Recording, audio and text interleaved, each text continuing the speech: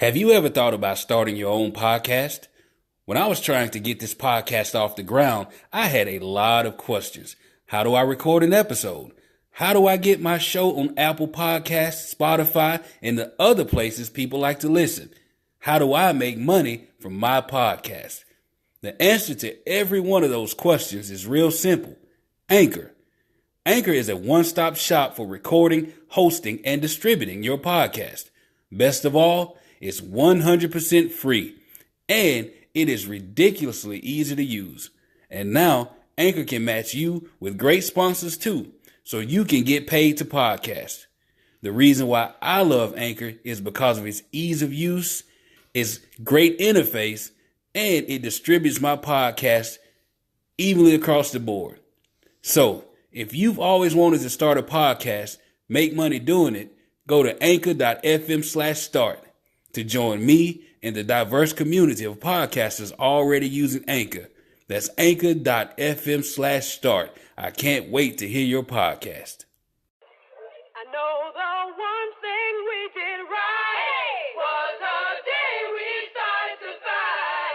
Keep your eyes on the prize. Hold on. Keep your eyes on the prize. It's CRT, yeah! Welcome to another episode of the Shade and Shit Talking Podcast. As always, I'm your host, TK, and I thank you guys for tuning in. Now, before I get off into this episode, I want to give a special shout out, special thank you, and show much appreciation to CRG Productions for this fire-ass intro beat that goes so well with what this episode is about today. The kickoff of this episode is dedicated to, who is dedicated to rather. Keeping your eye on the prize is indicative of who this man was, what he stood for, what he wanted for us as a race of people. And who I'm talking to you about is none other than the great, the incomparable Reverend Dr. Martin Luther King Jr. He wasn't the forefather of the civil rights movement, but he became, the face of this movement. And, to fully understand him and what he did, you first have to really sit back and read and understand the movement itself. Now, I can talk about the civil rights movement for 2-3 hours and just go on and on and on, but I won't do that. I mean, we've talked about it over the years, and we should have learned it in school, but with the whitewashing of education, you know how that goes. But I will give you just a brief synopsis, a condensed version, if you will, of the movement. Now, as we all know, the civil rights movement was a struggle by black folks in the mid-50s, late 60s, with the sole purpose of achieving civil rights equal to those of white people. And these civil rights included equal employment opportunity, equal housing, equal shot at quality education, the right to vote, the right to use public facilities like bathrooms and public pools, and to do all this stuff free of racial discrimination. Now, you have the feminist movement and the LBGQT movement and all of those, but no social, no political movement of the 20th century has had such a profound effect on life, everybody's life, in the United States, like the civil rights movement. It was born with the idea of restoring, the rights of citizenship that was guaranteed by the 14th Amendment and the 15th Amendment to black people, which was pretty much destroyed and pretty much just taken away with Jim Crow and all type of shit, especially in the South. And this movement, it spurred a lot of things. You had you had integration take place. You had the Civil Rights Act of 1964. You had the Voting Rights Act. And not only did the Civil Rights Act create gains, although we have a long way to go, don't get it twisted. But not only did it create gains for black folks, but it also created gains for women. It created gains for people with disabilities. As we see today, it helped create gains for gay and lesbians. I mean, it has been instrumental in the progression of America. And right now we see in the regression of America, but that's another podcast episode. But Dr. King, he was the face of this movement. And there were many others, Abernathy, you had Rosa Parks, that spurred that pushed it forward by a lot. You had the death of Emmett Till tied into the awakening of black folks, and really the fight grew. I mean, it's a lot of people, and when February hits, I'm pretty sure I'll talk a lot about a lot of different people and just go really into detail about, so many different things. But the civil rights movement will definitely be a part of the discussion throughout all of February. Now, I know, we know Dr. King by his I Have a Dream speech, which is one of the greatest speeches ever. We also know him by, him getting assassinated, and we know, the March on Selma, the March on Washington, the Montgomery bus boycotts. Like, he was like the face of the movement. He was, the most hated man in America at any given moment, 50s and 60s. But instead of me, going through all of the stuff that most of us know or should know, I thought it'd be pretty neat to kind of give you guys some facts about him that you may not know, little known facts about Dr. King.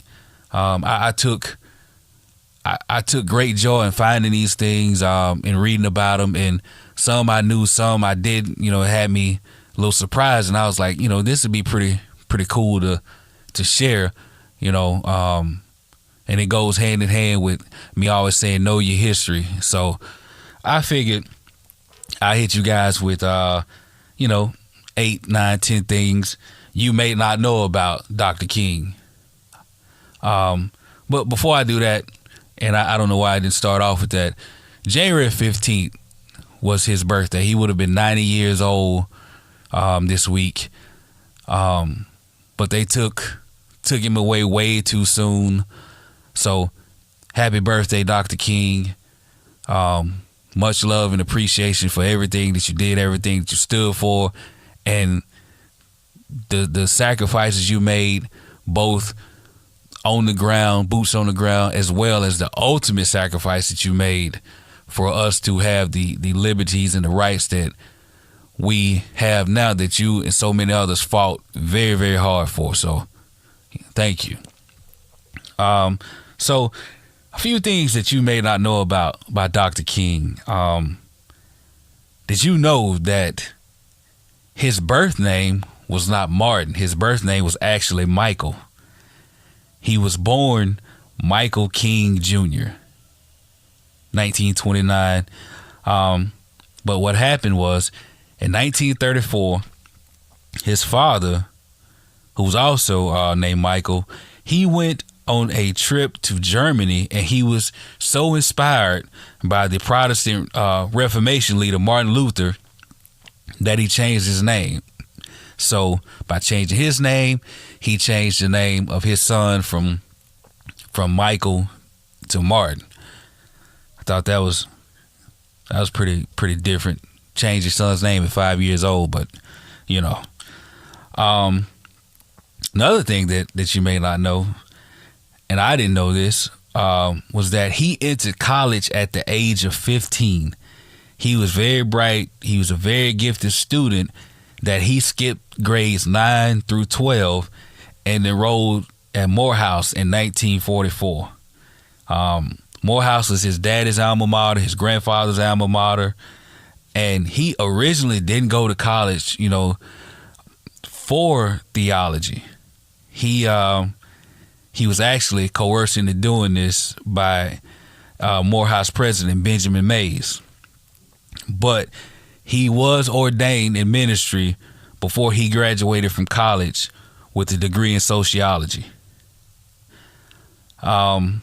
He also received his doctorate in systematic theology. He earned his degree from Pennsylvania's Crozer Theological Seminary. He attended graduate school in Boston University, where he received his PhD in 1955. That was pretty dope. Another thing that a lot of people may not know, that his iconic "I Have a Dream" speech was actually not his first big speech at the Lincoln Memorial. 6 years before he did that,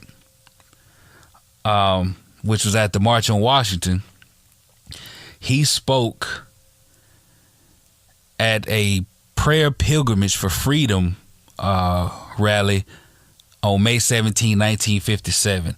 And he did this before an estimated crowd of 15 to 30,000 people.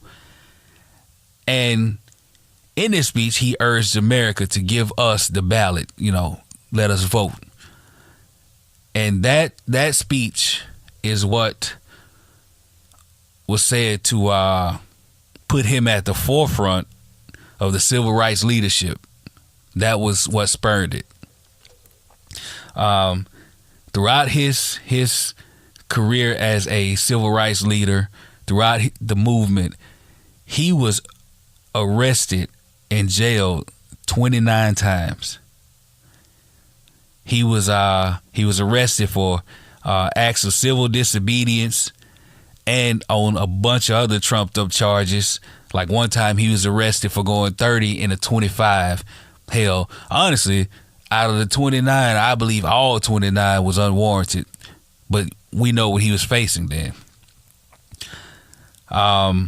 Another one that I didn't know that was quite shocking to me, and I don't know how I missed this, but he narrowly escaped an assassination attempt a decade before he was actually killed.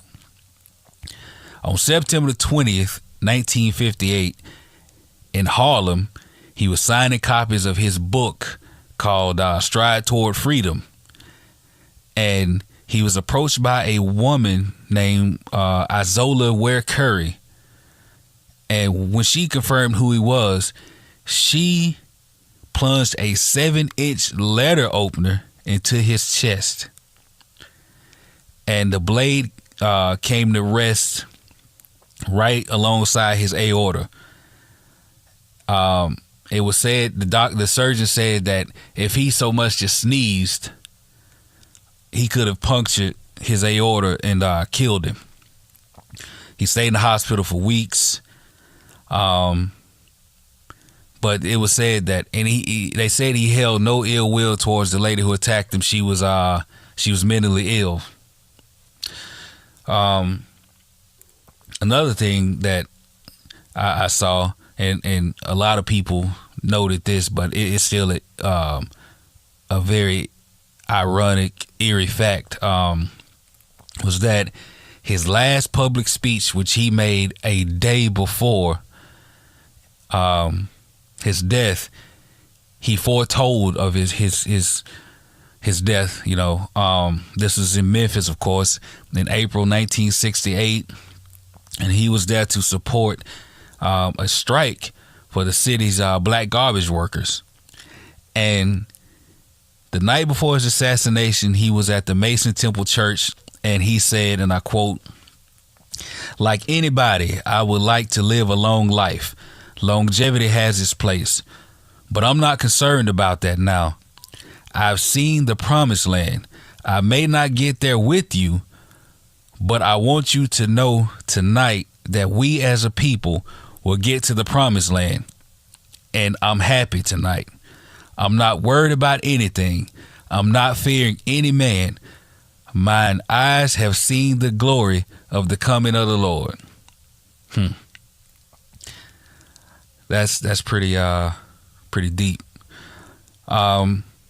Another sad fact a lot of people may not know was that his mother was also shot and killed.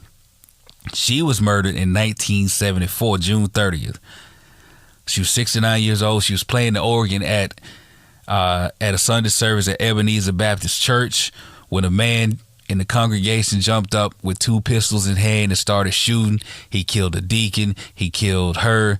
But his original plan was to kill his father, Martin Luther King's father. But he said that he killed the mother because she was closer, which is, people are crazy. And I mean, in that situation, I couldn't help but notice the sad irony of the fact that Dr. King's mother died steps away from where her son had preached nonviolence. That's it is all sad in my opinion, the whole situation.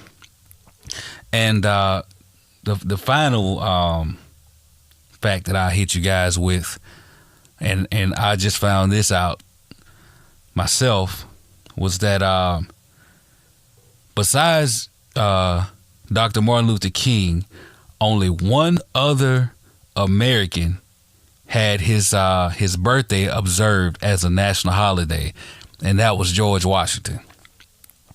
In 1983, then President Reagan had signed a bill that created a federal holiday to honor Dr. King. His holiday, it was first commemorated, I believe, in 86, maybe 85, 86. And it's celebrated on the third Monday in January, which is close to his birthday. So those are some pretty little known, interesting facts. Some may be a little more well known than others, but they all pretty much just show, the depth of this man, the depth of who he was, what he stood for, what he was up against, how he lived, how he died. And, it just makes me just sit back and appreciate what he did even more. And again, I appreciate all that you've done, Dr. King. We all do. We all owe you a debt of gratitude, and continue to rest on. And I sincerely hope that the fight that you and so many others put up was not fought in vain.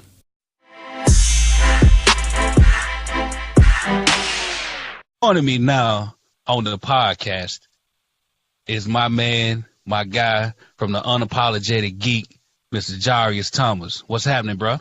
Man, what's good, man? Life is good. Draco! Look, now before we get into Draco and the City Girls and Cardi B and all that thickness and so on and so forth, January 15th was Dr. Martin Luther King's birthday. And, we like to celebrate the legends and pay homage to those who paved the way for us to do the type of stuff we're doing now. Absolutely. So with that being said, what does Dr. King mean to you? What does his work and his legacy mean to you, bro? As someone who just fought for us, fought for our rights, fought for what we can do besides being black men less than, as far as the colonizers are concerned, one thing that he did that was important was, and I mean, besides Obama getting in office and all of that, man, he made black entertainment something that could be accepted, something that could be, or give us the opportunity to be able to entertain and be accepted by the masses and show, hey, we're equal, if not better. And that's just something I appreciate, man. I love podcasts and I love being able to talk with my friends and entertain people. I mean, that's what the Unapologetic Geek is essentially all about. And without Dr. King coming through and just pushing that agenda, pushing wanting to be equal, man, we wouldn't have it. So there's a lot of stuff over the years. My answers has changed, man, about 1,000 times. But as of right now, I mean, his impact on what we can do is just beautiful. It's beautiful when you reflect on it, man. And I mean, it's a shame that he had to die for it. But I appreciate everything he's done.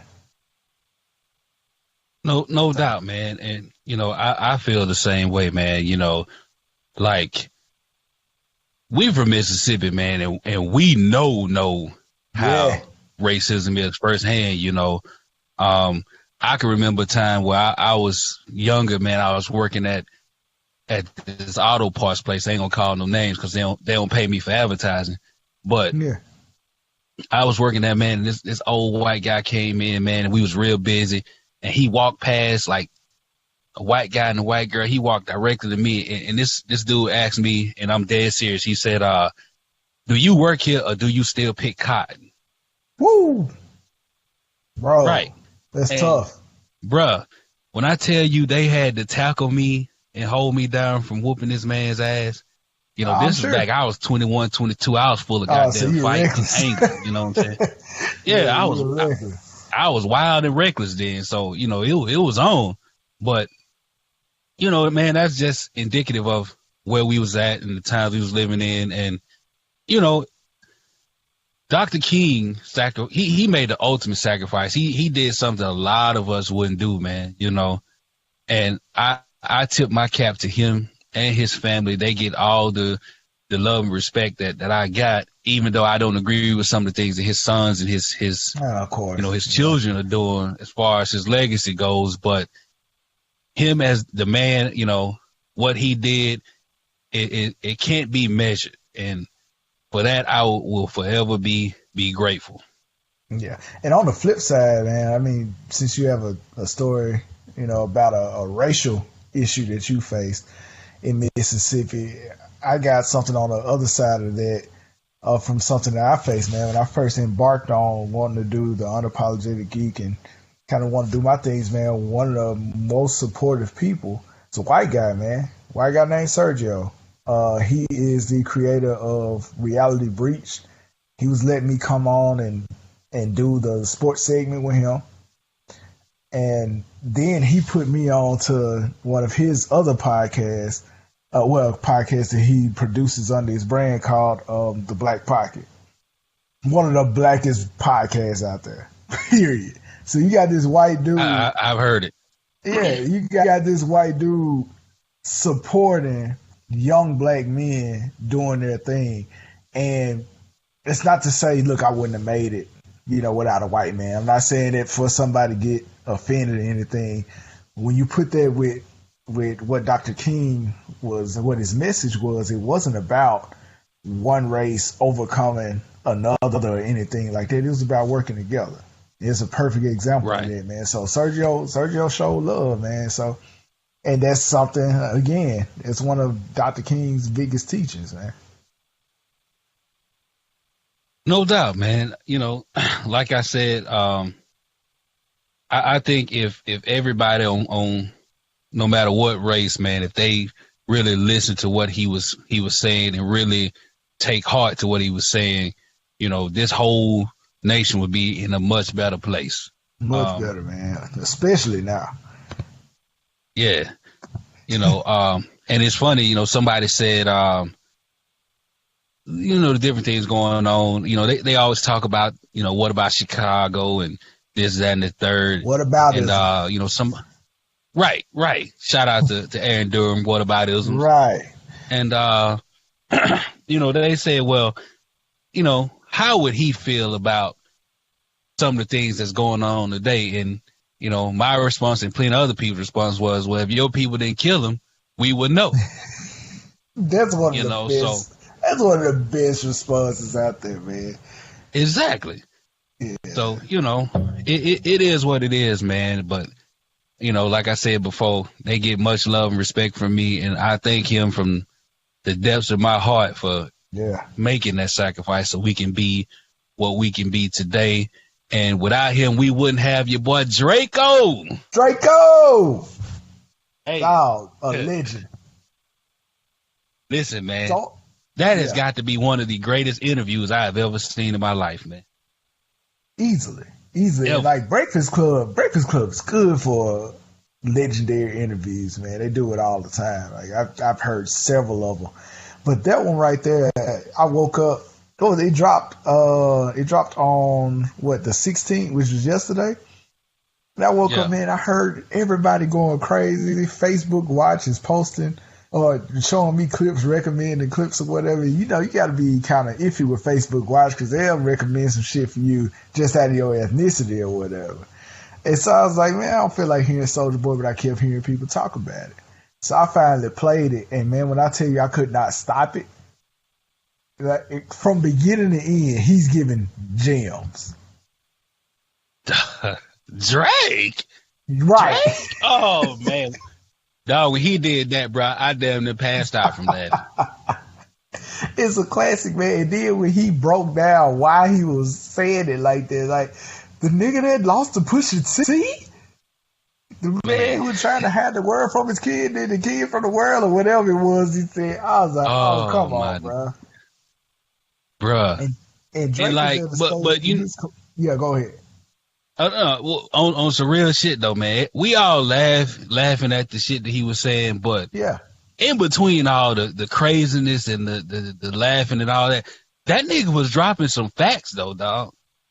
Like he was dropping some facts, and I know you talked about it on the Unapologetic Geek. By the way, folks, make sure you go check out Jarius Unapologetic Geek Facebook, man. My boy putting out some real shit. And we're going to continue to talk about some other shit he do. That's one of my favorite topics. You know, 10 things I'm not going back and forth with you niggas about. But we'll get into that in a minute. Man. But go ahead, dog. But, yeah, so when I started coming out and saying, wait a minute, like, just because he's not the best lyricist or rapper, it does not mean he didn't, what he was saying on the interview was not true. And when someone approached me about it and was like, his impact wasn't that big to the internet rap game, I asked them to name me another internet rapper or internet musician that came out and marketed themselves, got basically 100% of the profit, and was releasing it on their own. No deal, none of that. It's integral in the YouTube creators era that we're in right now. He's a big part of that. He's a big part as far as superstars on social media because he was a star on social media first. It's not the other way around. And now you got people like King Karan who got hot off social media. And what's that dude? A dude that roasts everybody. He on Wild 'N Out and he got the little tattoo in his forehead. DC Young Fly. I know you're talking about. Yeah, like that was the blueprint. It's not just about the music with Soulja Boy. Soulja Boy had his own thing going with the YouTube channel and the way he was using MySpace. He probably was the last great swan song for MySpace at the time. And you can see those influences in so many rappers. You can see it in Future. You can see it in Young Thug and all in. Now these are people again. Now Future, that's my dog, but it's other artists that I really don't care for, but they follow that same blueprint, and I get why they're making money, and I get why they're famous. Tekashi 6ix9ine, who he mentions in the interview, Tekashi 6ix9ine did the same exact thing that Soulja Boy did. And it's So he went sometimes to jail and fucked that all up. yeah, he fucked that all the way up. Then Soulja mentioned that he's like, he ain't do it smart, man. But what it comes down to is sometimes we get so far removed from something, we forget how hot it was at the time that it occurred. And Right. I was objective enough to be like, no, Soulja Boy really wasn't. Now, he lied about some of those numbers and stuff as far as money. But as far as him being the first person to do all that stuff, oh, that's definitely, that's true. Yeah. Brother, look, when that nigga had said, you know, we're talking about the 400 million and it turned out to be 2.5, my boy was like, millions and millions. Nah, that ain't how that go. Bruh, That's you how that talk, go. man, I damn near wrecked my truck. I was laughing so hard when he said that shit, man. It was so Like, good. nigga, you cannot equate 2.5 million to 400 To million. 400. Mm-mm. You know, now if you said 5, maybe even 6, I get it. But 400, no, man, no. Nah, man, he knew better than that. But at the same time, man, like his explanation of the Chris Brown situation, I forgot all about the fact that they were supposed to fight. And when he came Yeah. back and he was like, Chris is the one who dropped out, not me. And then I was thinking about it. I like Breezy. I could see Breezy pulling out of a fight. I just can't. Like, it's Right. It's so much stuff that you want to say is a lie. Like, I believe the mudslide story may be a bit of an exaggeration as far as him surviving. I remember when the mudslide thing occurred, but I don't think that he turned into Superman essentially and got out of it. But it's some fabrications in there. I encourage anybody, man, please go listen to that shit because it's wild. Man, listen to that dude talk, man, and I realized that this nigga escaped death like 4 or 5 times, man. He is. Yeah, Like- he's blessed. Bruh, if he ever decide to just say, you know, I'm turning my life over, I'm a Christian, he got one hell of a story to tell, man. 'Cause Hell of a this dude, testimony, man. you know, I'm pretty sure he embellished on some of it, but like all the different things that he talked about, man, if any of it is remotely true, this nigga dies death over and over and over. And man, if he never want to record another song a day in his life, he'll have a hell of a career as a storyteller. He can tell a damn story. Yeah, he man. would. I was engaged Yeah, he would. from beginning to end. Like he's Soulja Boy. Again, I don't care for him as far as his lyrics and stuff, and his lyricism rather. And I really don't care for his business ventures, like that whole Soulja Watch and the video game console. That's a scam. But as a personality, Soulja kind of cool, man. Like I'm gonna tell you, man. I didn't know that dude was this charismatic. You know what I'm saying? Yeah, Like- yeah, he is. I expected, you know, when you hit me up about the interview, because I was like, what interview? I didn't know anything about it. So when you was like, dog, you gotta watch this shit, I went into it with the mindset of, this nigga about to be a straight up embarrassment. You know, it'll be some trash. But you know, I found myself like totally enthralled in the whole thing within the first 5 or 6 minutes, man. Like, you know, I watched the whole 54, 55 minutes, whatever it was, nonstop, and then went back and watched some other, you know, some different parts of it again, because you know the shit was just so entertaining. Yeah, and I think Breakfast Club kind of acknowledged it today as that's probably the biggest interview so far this year. And of course, we're in the infancy of the year, but this year that's definitely the one that and Breakfast Club interviews people every day, but they always Right. had that one every month or every 2 months. They get the whole internet blazing or whatever. And right now is that one. So yeah, again. You know, If you need to be entertained for a solid hour, definitely check that out. no, right. You know, now I don't know. I disagree that he had the biggest comeback of 2018. No, sir. But I can tell you what, the way it's looking right now, that nigga's gonna have one hell of a 2019. 19. Oh yeah. The way his name is ringing right now, Buddy gonna have a good year. Yeah. Yeah, man. Soulja all right with me. Yeah, man. You know, I never rock with his music. I never, purchase his music. You know, I support him because he was a young cat getting it how he lived, straight out the mud. And he had Mississippi roots, even though he talking about all this other Chicago shit. He from Compton and Chicago. And like, nigga, you ain't. You from Meridian. Calm down. But, with that being said, I still respect anybody who got real hustle, man.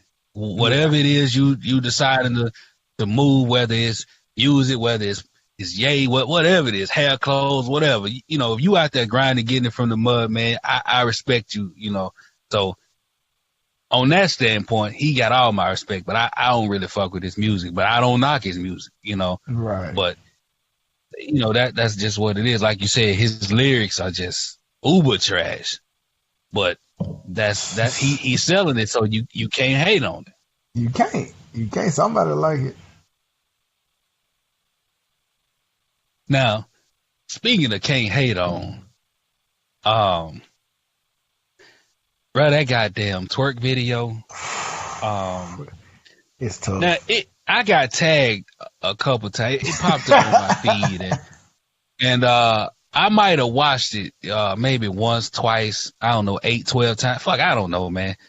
I watched it, and I could see why, honestly, Offset was on the goddamn stage begging like Keith Sweat. I get it. Don't you just love Cardi? Seriously. One thing that I always harp on, and one thing I do on Unapologetic Geek for people who just haven't heard about it or unfamiliar with it, I review TV shows and movies. But I always say, as much as I talk bad about movies like Superfly and how much I hated The Predator when it came out last year, I enjoy Ratchet television. Black Ink Chicago and the regular Black Ink. Love both of those programs. I'm also a fan of Love and Hip Hop. Why? Because I get to turn off my brain, just enjoy stupidity. I don't care. I don't care if it puts a black eye on certain things. It's a form of entertainment. Yeah, is it social problems that come from it? Of course it is. But at the same time, I'm just looking at it like, I can't lie, this shit made me laugh. Or I can't lie, this shit made me frustrated with this particular character. Well, throughout watching Ratchet TV, Cardi B was my girl, man, at the time. And the crazy thing is, on Love and Hip Hop, you see these people in a studio recording music and it never comes out. Cardi B is the first person I've seen that was introduced to the world, because K Michelle was out before she got on Love and Hip Hop. Cardi B made her introduction on Love and Hip Hop, and legit is up for Album of the Year this year at the Grammys. That's insane. Right. And you get all of these, she got all of these records, she got the beef with Nicki Minaj, all of that. Cardi had to remind us over this past month, because didn't the other song come out, Money, come out this month too? I think so. I think it was. Cardi had to remind us that, she kind of thick. And that she out here and she can be a stripper when she needs to be. Like, she got back to their roots a little bit. And here's what I'm going to say about it, because I didn't get tagged. I was on my homeboy page. Shout out to DJ Little Walk, one of my best friends or whatever. He was talking about it. It made me go and seek it out. And I was thoroughly impressed. And I came back and I was like, the video is overwhelming with the amount of ass that's in it. But I said, we got to have a legit conversation. At one point, we're going to talk about how Cardi is undefeated on features, man. Every song she touched, it's a scorcher. Yeah. Like, man, Cardi, man, like I was telling you earlier about people who hustle, man. Cardi, in my opinion, is she's like a new age Master P in a sense. Like I can see that. Like P came from the mud, you know, and he once he got on, man, he was like doing some of everything. Sometimes I thought P was doing too much, but like he was winning damn near in every single thing he touched, you know. Right. And that's the same with Cardi, like, cause I ain't gonna lie, man. My partner was talking about this guy I work with, man. He was talking about her, and this was like 2 or 3 years ago. And I'm like, dog, she's annoying. I can't stand her voice. I ain't even trying to listen to her. I've never watched Love and Hip Hop, you know. Yeah. And I saw her on a episode of Being Mary Jane. Oh, okay.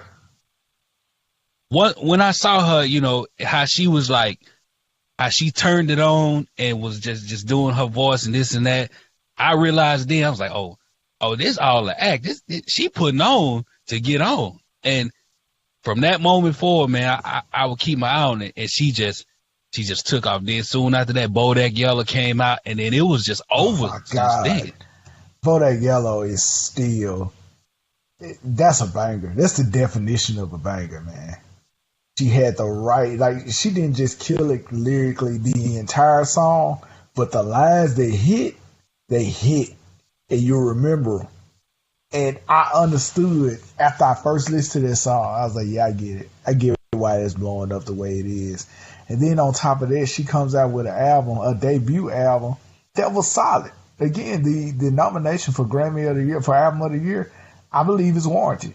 As good as the album was, like, I expected fans of hip hop usually wait for whoever has a hit to fail. Right. And that album came out, and I started listening to it about 5 tracks in. I'm like, okay. She hadn't fall off. I hadn't heard a song. I just was like, oh, this trash. I need to go. And by the end of the album, and me and my wife, we were stuck in traffic. We went to a concert, and we were trying to get out of the parking garage. That was a nightmare. And we listened to the whole album. And by the end of it, I looked over at my wife, and I was like, I'm not ready to call it a classic right now, but Cardi just did something. She owned something. So when the nomination came out for Album of the Year, I got it. And I was like, yeah, I it's not one of those albums that you listen, that you see and you're like, what the fuck is that doing out here? Nah, she legit had one of the best albums last year. And, you know, man, I agree. You know, she, not only was she doing music, man, you know, she popping up in all these different ads, and, you know, she got all these different sponsorships, and the Tom Ford, you know, sponsorship is huge. She's dropping shit on IG. You know, she's beefing with Nicki and so on and so forth. And everything she says, she got goddamn proof behind what she's saying. Like, her authenticity is through the goddamn roof, dog. And I think that's why she resonates with so many people, man. You know, exactly. It's like you hadn't really caught her up in a bunch of bullshit lies and all. And they could have. I don't pay that much attention to it, but from what I've seen, she hadn't just been caught up in where she taking losses on anything. Yeah, she has said some things that's been you know, had me kind of skittish over, but again, people like still love her, man. Like I said, man, the girl, she is literally undefeated. She undefeated right now. When I listened to another podcast. The host is a 70-year-old white man.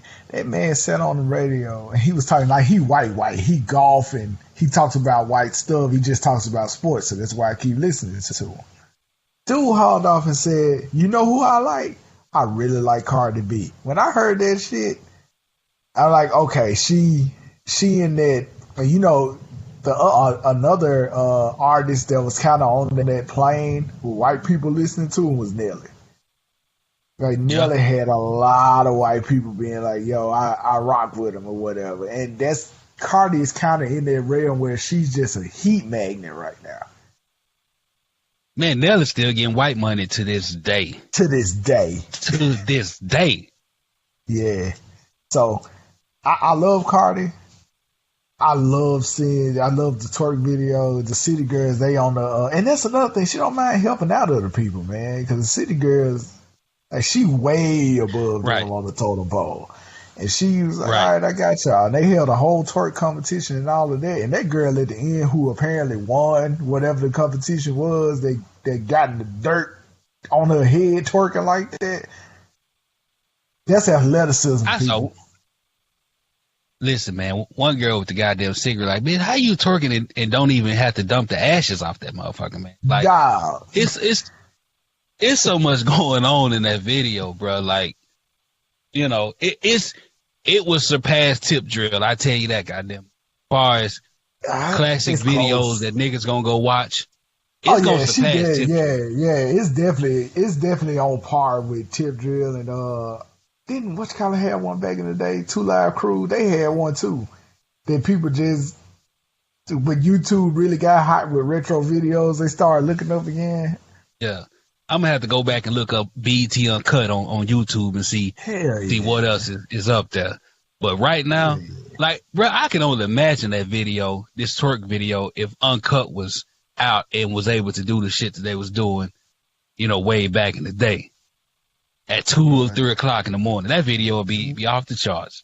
That video will be opening and then close. And that's definitely going to be, as far as the club, and when you listen to the song, and we hadn't even mentioned the fact that the song is a certified banger. Like, it's a good song underneath all of that. As far as the club and the strip club is concerned, it's about to take off.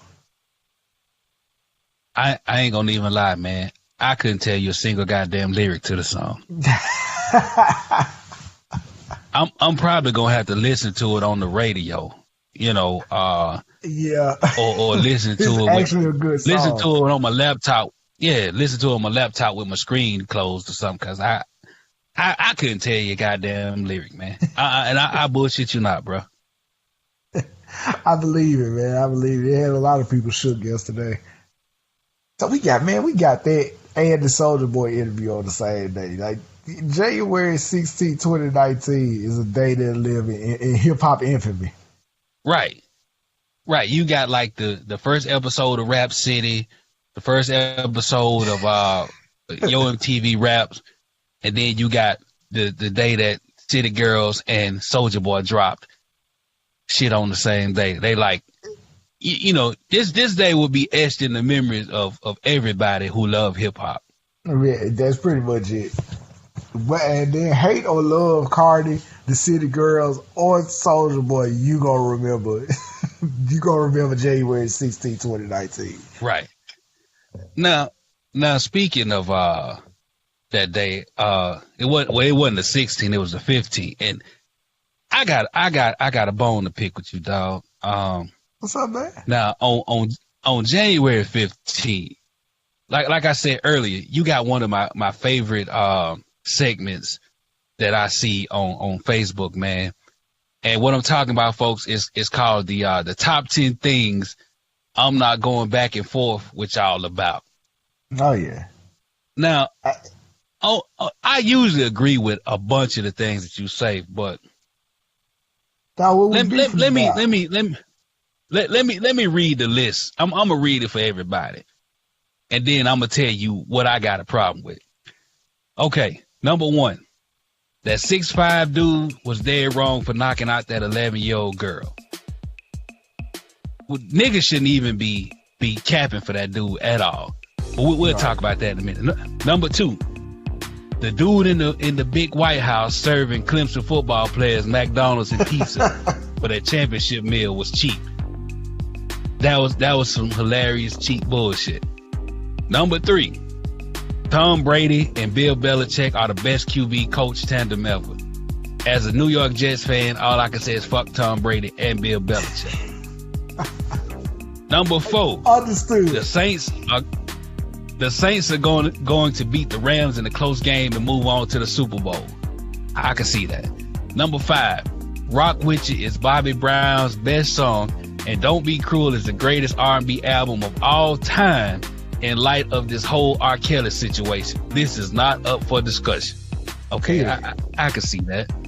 Number 6, Heath Ledger's performance as the Joker ruined comic book villain movies until Tom Hiddleston reprised his role as Loki in the Avengers. Number 7. Marvel shouldn't have announced sequels for any of their movies until after Avengers Endgame.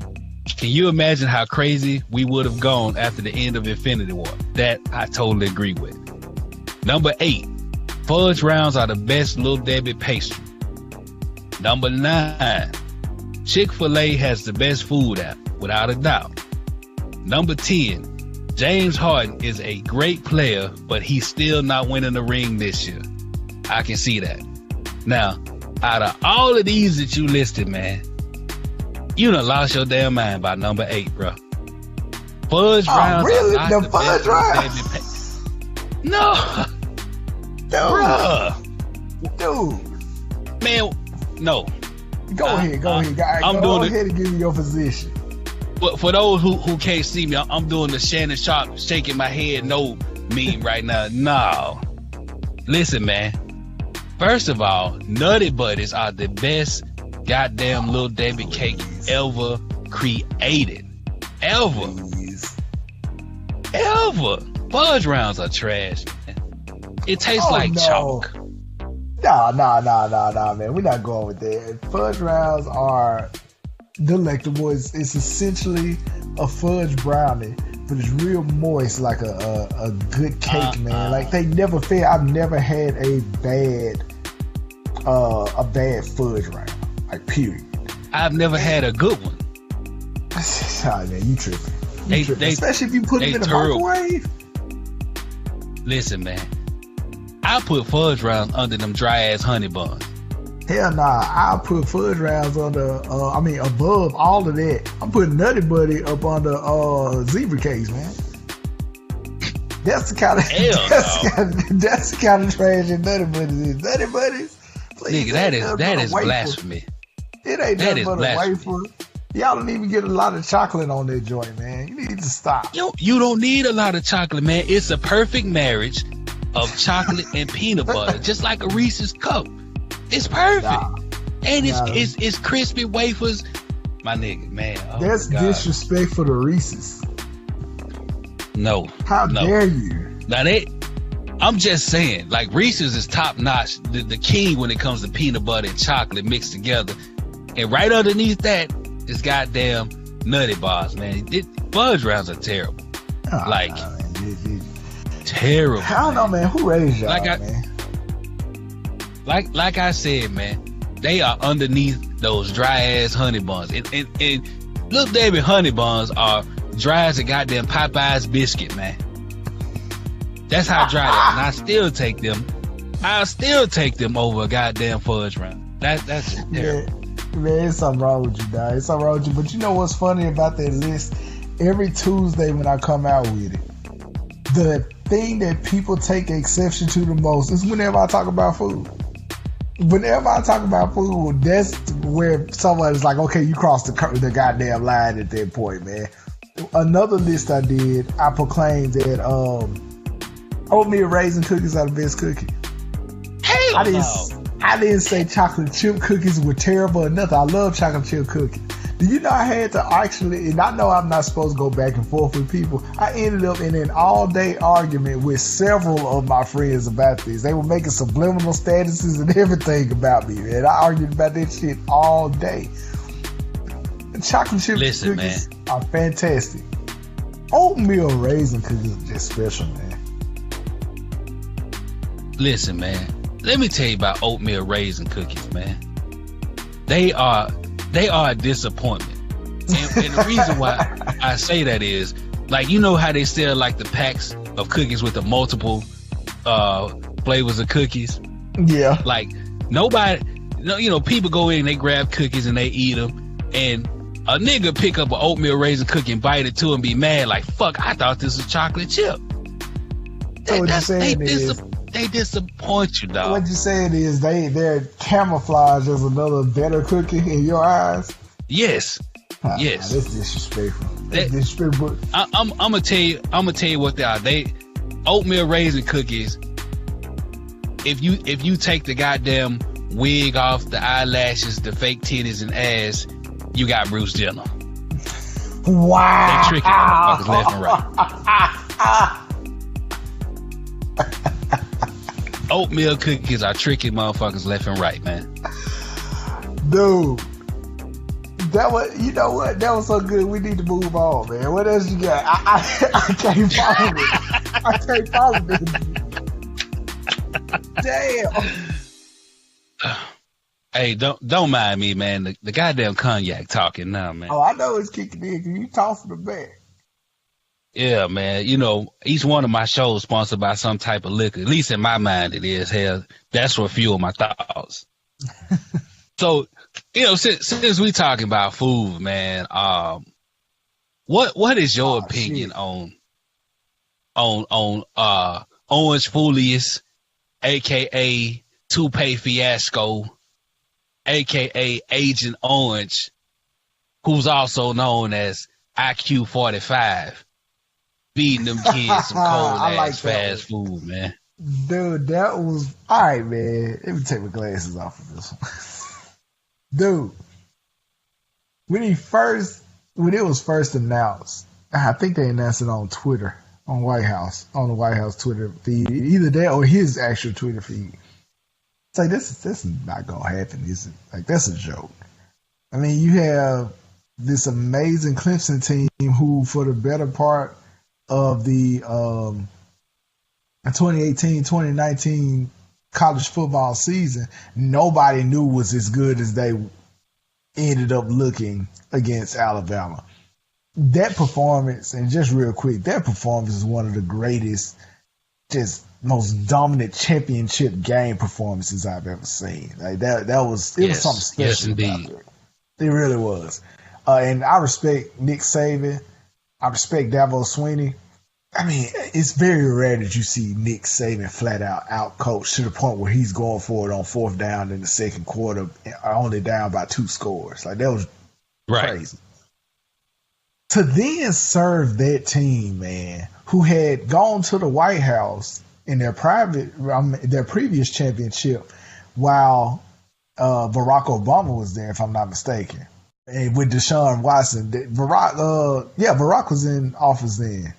I want to say that was about 2 or 3 seasons ago. So, yeah, he was there. Yes, to get served these gourmet meals or whatever it is that they, order, to then be a senior. Imagine being a senior at this point, man, and you've already talked to the rest of the guys like, yo, we going to get to go to the White House. We better have this amazing meal. Imagine pulling up, man, this man got Big Macs and fish fillets and 4 for 4s and Papa John's pizza and all that shit up in there, man. That was beyond me when I just sat there and looked. And my boy Aaron Durham, who is part of Black Excellence and Ignorance, he said it best. He's like, imagine if Barack Obama served KFC or Popeyes, how these folks would have talked about him, man. Bruh, oh. See, that's what irks me. That's what irks me, man. It would have been, and of course, like, people are roasting him, but we know what color the people are that are roasting him. We're the color, and for people that don't know at home, we share the same ethnicity with Barack Obama, or are of a different ethnicity than 45 himself. And so, seeing it, and in the midst of a government shutdown on top of that, and by the way, whoever said that he did that, he went cheap because of the government shutdown, that shit is hilarious to me. To see him, serve there, it's not anything that I'm outraged about. I mean, we don't even know if the Clemson football team requested it. It's just another thing in a long laundry list of non-presidential things that he's done. But I guess at the same time, he's consistent. He said he was going to be a different kind of president, right? Hey, let me tell you something, man. He has consistently been trash since day one. I give him credit for that. You know, but let me here's my thing with the whole meal, bro. Like, first of all, who the fuck puts on their Sunday best for a 4 for 4 from Wendy's, my nigga? Like, them boys are sharp, man. You know, like one of the kids said, "Is this a joke?" You're right. You know what I'm saying? And, you know, they ain't coming out saying nothing bad about it. I'm pretty sure Dabo corralled them all. Like, look, we ain't going to, I don't want none of y'all You making no already scene know. about it. Because, you know, Dabo a straight up and down type of dude, man. And first of all, I personally wouldn't have went to the White House, but I get it. I don't knock those kids for going. But there's a certain level you should expect when you dealing with something of that magnitude. Like, this is the White House, dog. Right. Like, you know what I'm saying? Like, how the fuck do you serve cold ass Big Macs on silver platters? You know what I'm saying? Because, like, I couldn't believe first I was of all, looking at it. exactly. And the thing is, the thing about McDonald's and Burger King and all them, nigga, if you don't eat it there, it's cold by the time you pull out the drive-thru. You know what I'm saying? So that shit had to be super cold and gross. It wasn't in any type of warmers or anything like that, man, you know? And I mean, goddamn, man, a filet of fish ain't even real fish, man. Yeah. It's like, man. you know, bits and pieces of whatever they find in the goddamn ocean and maybe some salt, some pepper. I don't know the recipe, but all I'm saying is the shit ain't goddamn real, man. And this is what you serve these kids, bro. It's like, come on, bro. And the people saying he paid for them himself, he paid $1,000. Okay, I get that, but bro, you got a 5-star hotel in the city. You know what I'm saying? They ain't no furlough. So let's think about that. Think about the caterers who always do those meals or whatever. And I'm pretty sure it's more than one. I bet when they heard this, they probably look like, well, wait a damn minute. You know what I mean? Like, I'm sure last Friday they were sitting up and whoever is over it called an assistant or something. Is like, hey, did the White House call yet to get the food for the Clemson players? Right. And that person probably turned and said no. And imagine having to wake up and see that this man elected to serve McDonald's and Wendy's and Burger King and Pizza Hut or whomever.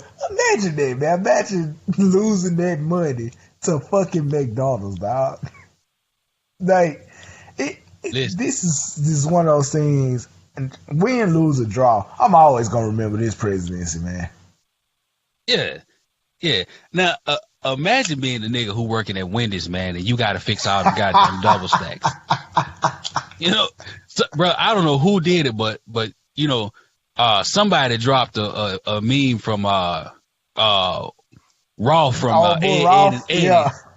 Yeah, the nigga staring out the window like, you on how many 4 for 4? Bro, I hollered when I saw that shit, man. Hollered. Man. Like, It is. you know, bro, it like you said, it ain't no big deal, man. You know, it ain't really not affecting anything, but that's just some tacky, classless shit. You know, that's what it is. But I mean, what do you expect, man, from this dude? Did you hear his defense for it? No, or not his defense, but it was very strategic because he kind of looked in the camera when he said it. He said it's all American. It's an all American meal. And in that regard, yeah, it was an all American meal. So he further played on that xenophobic agenda that he has. It still ended up kind of sort of being about the wall. And that was my biggest problem with the whole thing, dog. He made it about himself and his politics rather than just about these kids. Right. I mean, he could have at least hit stamps up in Jackson or something, man. Like, they would have hooked him up. Them kids, that would have been a burger them kids never would have forgot, man. You know what I mean? But hey, what can you do, man? He's the president. But the worst part about it, though, dog, like, how the fuck I don't know, man. Maybe the English that they taught me in the schools in Mississippi, man, you know, when I was learning how to read, write, and spell, is different from what he taught. But maybe the D is silent in hamburgers. Oh, where my God. I'm from. But like, how the fuck do you come out with hamburgers? Like, nigga, do you have anybody that's spell checking you, bro? Like, come on. Obviously not, man. Obviously not. Oh, man, I forgot about the hamburgers. No, man, Man, this week has actually been on fire, man. When you when you really think about it, we got so much content for anything, any podcast, or anybody on YouTube. Y'all got plenty to talk about. right. And see, that's what I was telling you earlier, man. Like, the news for the week wrote itself, man. It's nothing that we had to go research. All you need was a phone to just read. And it all right itself. Yeah, it did, man. It did. It's crazy. It's crazy, man. What a time to be alive. What a time to be in the blogging industry. No doubt, man. No, without a doubt. So, and I it was number one on your list, man. About the 6'5", 250-pound or whatever he was, white dude punching that 12-year-old girl. Man, I saw that and it just really like made my skin crawl. Like my blood was boiling from just seeing this grown ass man, hit this little ass girl. And I get that they were surrounding him or whatever, but he's 6'5", 250 plus. But that the worst part about this whole situation wasn't the fact that he hit her. It was that these coon ass niggas was defending him. Like, yeah, I'm so sick of these Americans out here defending ignorant shit. You know what I'm saying? Like, bro, that burned me up to the core. I feel you. All right, so here's where I am with it.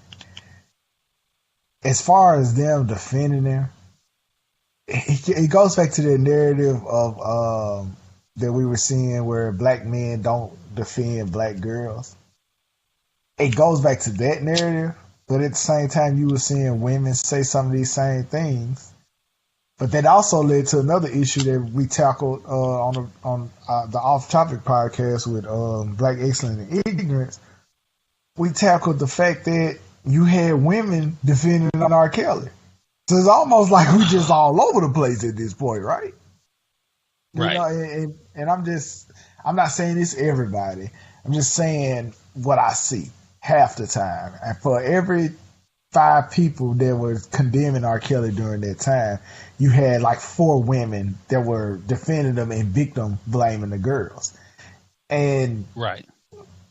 Crossing it over to, and the first time I saw it was on Black with No Chaser, which is excellent, by the way.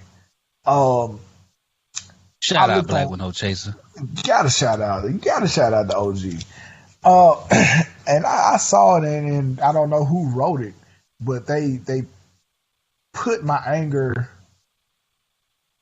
Well, I'm going to get to where I'm going as far as being a two minds of this, but the angry side of me, they put that eloquently.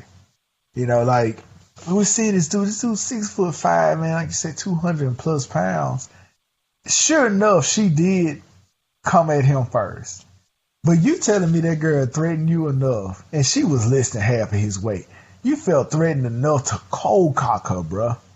And I'm talking about Tyson.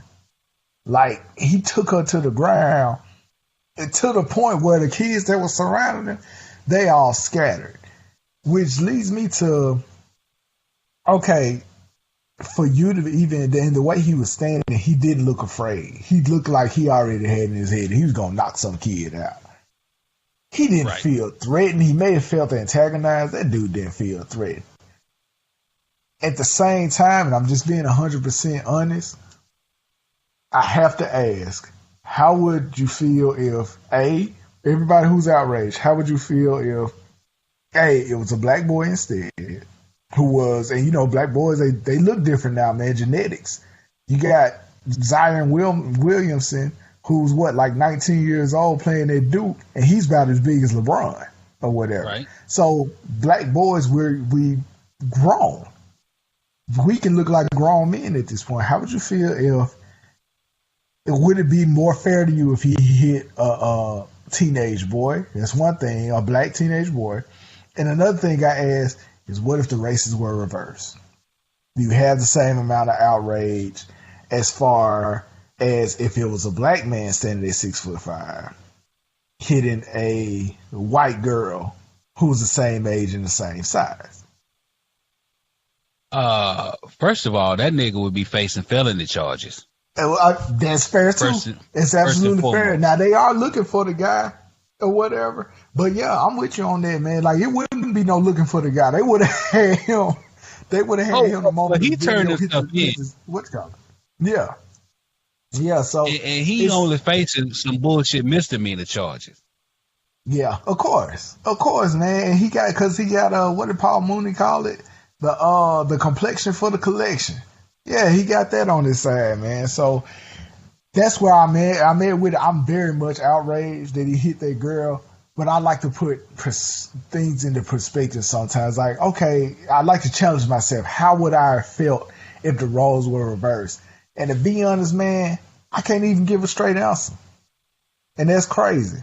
Like, I can't even give a straight answer. Like, if it was a white, and I said it on the top 10, if it was a white girl calling him a nigga or whatever, and I'm talking about the hard R, and antagonizing him and rushed him like that, and I saw a black dude cold cock up, would I still feel as outraged about it if I took it as it's a adult versus a minor? Or am I more angry that it's not only adult versus a minor, but it's a white man versus a black person? Like, optics change things is what I'm getting at. Optics changes how you feel. But yeah, I'm pissed, man. I want him to throw him under the jail, but that's not gonna happen because, collection for the collection. Nah, he'll get slapped on the wrist and a little time to think about it at home. He might lose his job again, and then again he might not. But to your point, man, I honestly, I would like to say that the father in me would say, I would still be mad because that's still a child. You know what I'm saying? Right. And but you know how we black people will probably look at him and we'll get that universal slogan and say, now he had that to do. But I don't think the anger would be as big as it is for this one. But the fact that you also got to take into account the times that we living in too. You know what I'm saying? Like, that's a big deal. This everything is violence and transgressions. Right. The violence and transgressions against black people is so overt right now that, we get angry immediately because, that's what we see day in and day out. And folks is tired of that same old shit, man, And I definitely am, man. And it's just, but to your original point, it hurts when you see other black people come in and say he should have stomped her out afterwards, or I would have done worse and all that kind of stuff. Like, come on, man, that's ridiculous. And then it's it was crazy when I saw a black woman that I had previously saw take up for R. Kelly condemn the black girl for antagonizing the dude. Now, and I'm in no shape or form or fashion saying that she wasn't in the wrong, because kids gonna be kids, man. They gonna do stuff and they take it a little bit too far sometimes. She's definitely wrong for that, but should she have been cold cocked? Looked like possibly a face fracture or something. For how hard she got hit? Hell no, man. I can't condone that. Right. I mean, listen, man, kids will goddamn test your limits, man. Kids will. And I don't know if you have, I got a daughter. Mm-hmm. Like, I got 5 ranging from goddamn 17 to a set of 7-year-old twins. And Draco, I'm getting, you know what I'm saying? I shot the club up. It is what it is. But, I catch hell on both ends of the spectrum, man, from boys to goddamn baby sharks. You know what I'm saying? So yeah, I'm just getting, my nerves getting worked. Your nerves from are every goddamn angle. My man, so I understand. So I get it, but as an adult, sometimes they make me so mad, man. You have to step back and evaluate the situation before you act. You know what I'm saying?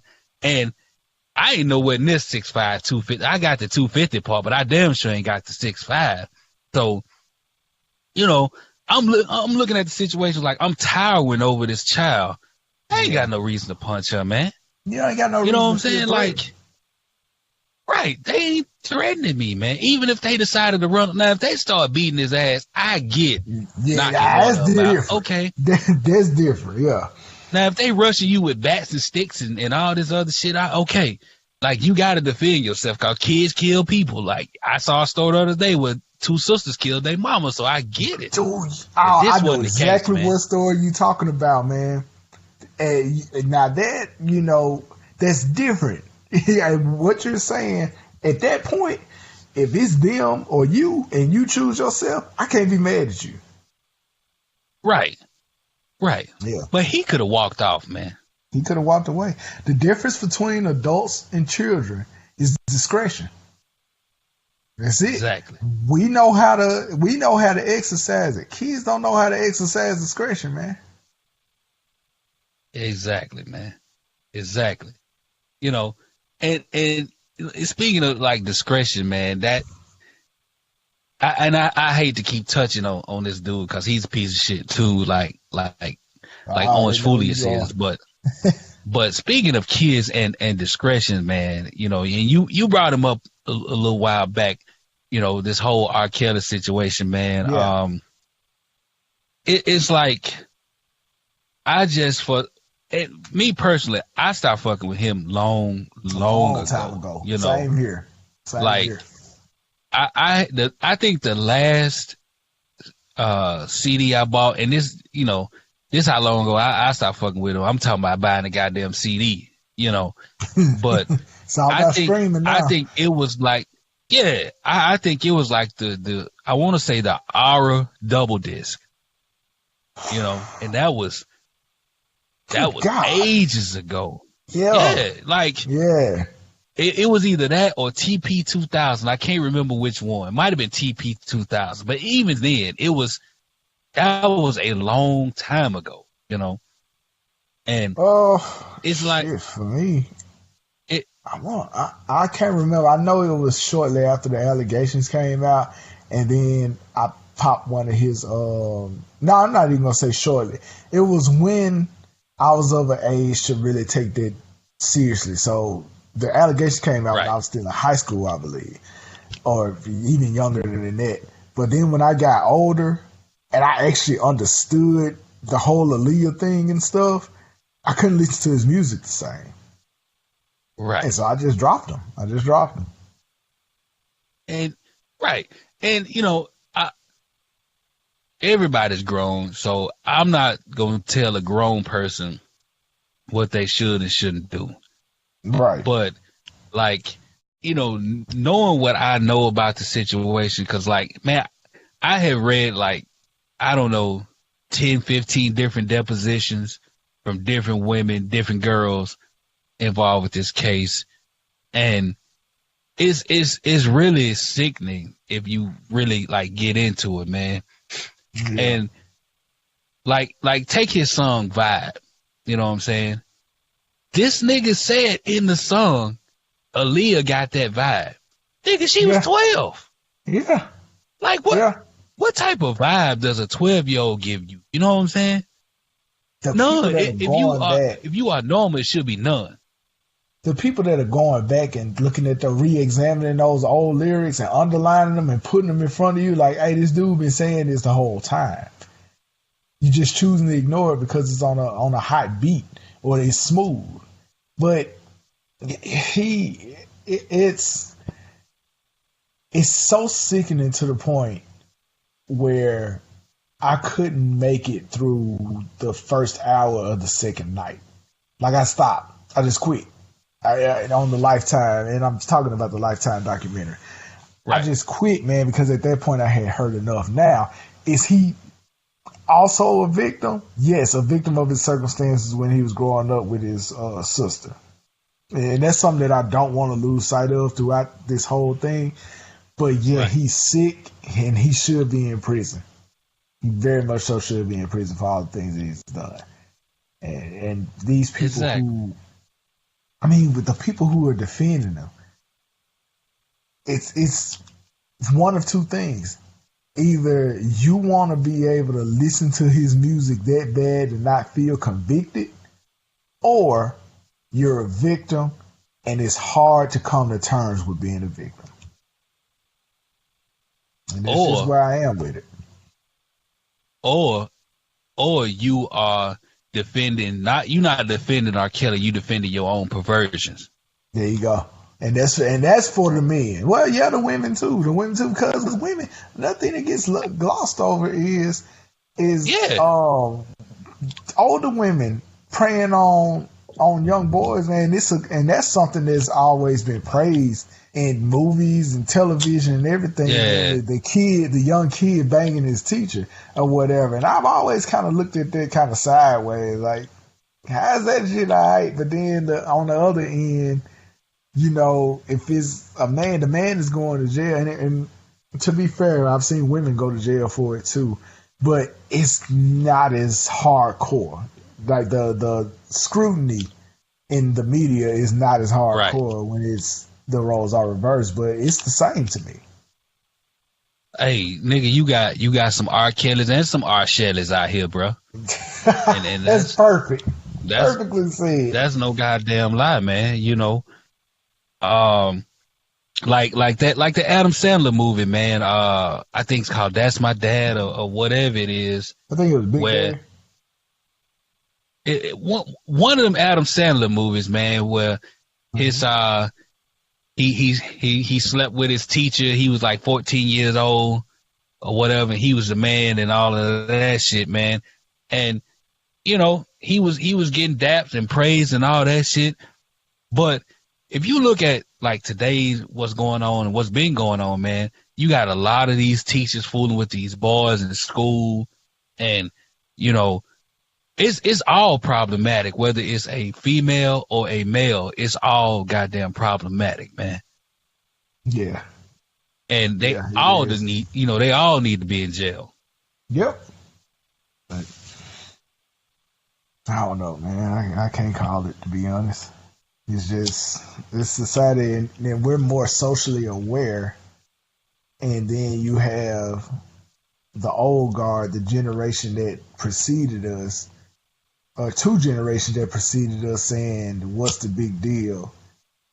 And we're soft because we're looking at shit and being like, "That's not right. That ain't cool." It's very interesting. Yeah, man. So, you know, kind of I don't want to bog it down with R. Kelly, man, because Oh, no, we can't you know do that. that draws a bunch of anger out of me, man, because I got 4 daughters, so you know I would be the first to kill that nigga if it was my child. That's just, you know, it is what it is. You know, since we talking about music or whatever, I think it'll be a good time to tell everybody about the joint venture that you and I got going on, and what we, you know, are trying to do as far as this music thing. Okay. All right. Go ahead. So right now we have a we sat down and we kind of talked about doing a podcast, interview type of podcast that not only, you know, talks to the artist, talks about the artist, but also introduces their music, and it's called The Break. And basically what it is, we are soliciting artists to send us your music, to send us your original music, whether it's rap, jazz, R&B, you know, whatever it is that you are doing. And we want you to come on to the podcast, you know, tell us about yourself, introduce your music, talk about what influences you, you know, why you did this particular record or what have you. And we just want to use our platforms to give other people who trying to get on in their craft an avenue to put their music out. And not only will it be on the Shade and Shit Talking podcast and on the Unapologetic Geek podcast and page, but it will also be on Black with No Chaser Radio, as well as the Black with No Chaser page. And, we reaching, millions of people on our Black with No Chaser page. Listen. So, yeah. Shout out to CJ and Tyson and Leslie and Crystal and Michaela and all the rest of the Black with No Chaser fam, to Liba, the Rillo, Lars, everybody, whoever I miss, shout out to all of them. But, we trying to do big things and put everybody on because we want to see everybody win. Right. As long as you ain't got no allegations telling behind you, man. Like, we're gonna do our research. We're gonna do our research, but it's a joint venture between Tyrus and myself, and it really came by chance, man. Like, I just had this idea. I had a partner of mine. His name is Chris Wright, and his rap name is 821. And he hit me up and he was like, he looked at a couple of my reviews and stuff on the Unapologetic Geek, and he asked me, well, how much would you charge me to review my record? I was like, man, I'm not charging. Nah, I'm not charging you for that, man. Me and you cool. I can just listen to it. And by the way, I don't charge anybody to review anything because that's a moral problem to me anyway. Or whatever. Like, if you want to advertise something, there's one thing, but paying me to review your stuff, nah, whatever. So, I did it, and I really enjoyed listening to it. It didn't require anything, about 4 minutes of my time, and I thought it was dope. And I just came on Facebook over the weekend, and I just said, look, Unapologetic Geek got over 2,000 followers. I want to help people in my community, artists in my community, in Mississippi, in Jackson, Mississippi, and really throughout Mississippi and throughout the United States, to just get an opportunity to have their art heard, have their voice heard. And, I was just asking, look, if you want me to review one of your songs or anything like that, just let me know. I had some people to respond. That's when Tyrus hit me up. And, we started collaborating and coming up with the break. So what it is, besides, getting to the music and getting your name out there, as someone who appreciates all these TV shows and movies and mediums and podcasts and stuff, I want you to tell your stories. We want you to tell your story. Tell us about yourself. Tell us about the life that you breathe into your music, and help us to understand the picture that you're painting and the art that you want to put out to the world, man. And we're going to do our part as far as making sure you're heard, and we're going to grow together. And that's just been what I'm on in 2019, is growing together, man. Exactly. Now let me say this now. We going to be honest as fuck, so, and when I say honest, it won't be like a roast session or shit like that. Yeah, we're not doing Charlamagne the God on here. Yeah. It's more so, I will hit you in private, like, okay, this might not be the best one to put forward. What else you got, or so on and so forth. I'm not gonna lie to you, and like how my mama used to tell me, baby, you sure can't sing. Couldn't hold a goddamn tune in the bucket. But she used to tell me, baby, you sure can't sing. You know what I'm saying? We're not doing that. You know what I'm saying? We gonna, because that cheapens what you doing, that cheapens what we trying to do. So we just gonna keep it all the way real and all the way thorough with everybody. That way, you putting out a good product, we putting out a good product, we helping each other to grow and glow up, as they say nowadays, and that's what we do. Yeah, and we'll give more details as time goes. But from the way we're talking, it's probably going to be launching pretty soon. So we'll be reaching out to people and reaching out, getting guests and scheduling. But it's something that we're both very excited about. So the break is coming soon. It's definitely going to be 2019. We ain't going to have y'all waiting too long. But yeah, I'm looking forward to it, man. Oh yeah.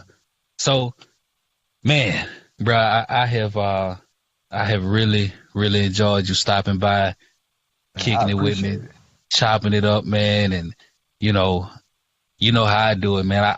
I'm usually running solo on the Shade and Shit Talking podcast, but I'm always looking forward to people stopping by and, rapping with me, man, because it's always good to share ideas with different people. And, like we may agree on some things, we may disagree, but it's always good to have that conversation, man. That moves the world, man. So I appreciate you stopping by.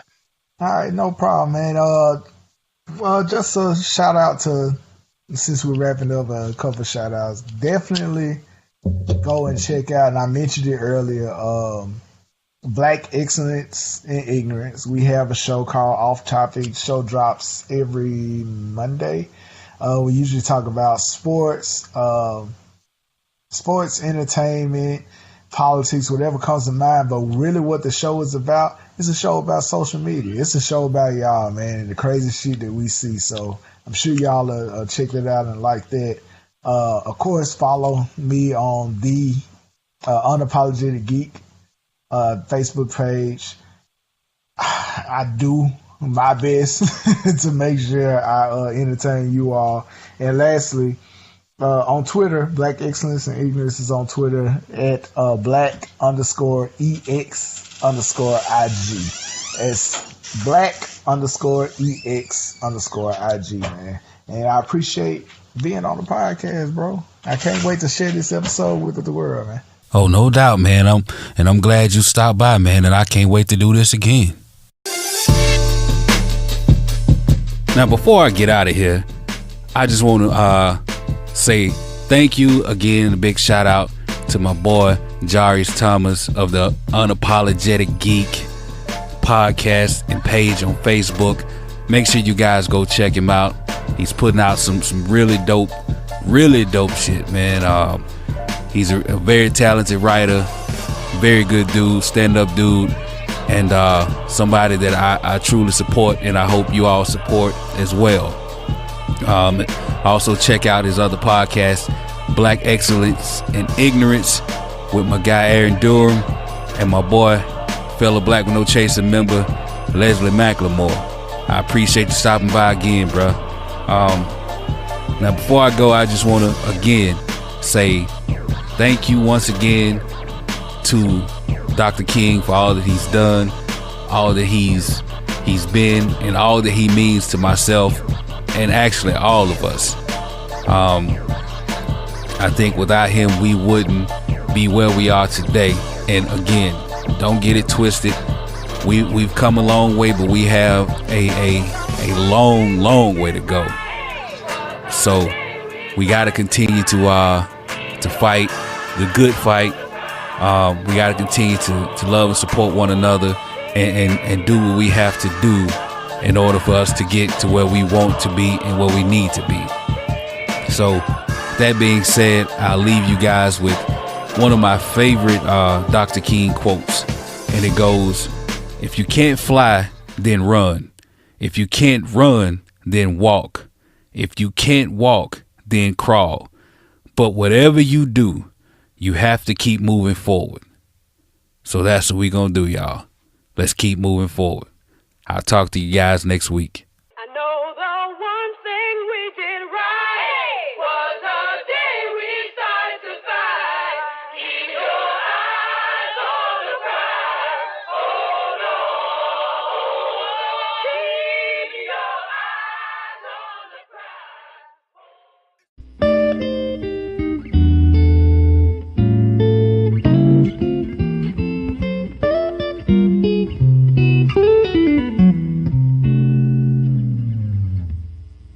Oh, thank you.